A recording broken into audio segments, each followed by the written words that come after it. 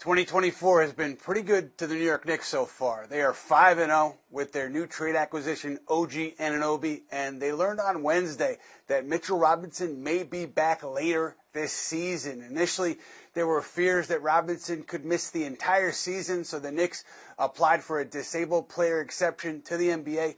The NBA denied that claim, which means that its doctors felt that it was unlikely that Robinson would be out until June 15th. So the Knicks are now optimistic that Robinson can return late in the regular season, and that would be a huge boost to a team that just acquired an elite wing defender in OG Anunoby, and Isaiah Hartenstein has been playing fantastic in Robinson's absence. A lot of people are wondering, would Robinson come in and start? I don't think so, because he'd be coming off such a long layoff, and he'd be needing to get his wind back, and presumably the Knicks starting five would have found really good chemistry with Isaiah Hartenstein as the starting center. So I don't think Tom Thibodeau would mess with that. I would assume Robinson, as he gets his legs under him, would be coming off the bench for New York. But let's see him get back on the floor first, because that was a pretty significant foot injury that he suffered. Now, the interesting thing here is I know there are some teams,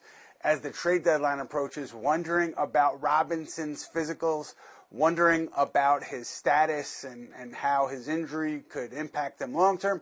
Well, now they have some information about Robinson and when he might be returning, so maybe that changes how they approach things at the deadline with Robinson. I'm not suggesting that the Knicks would move Robinson, but I do know some teams had been interested to know more about his physical state, and so now they have that information.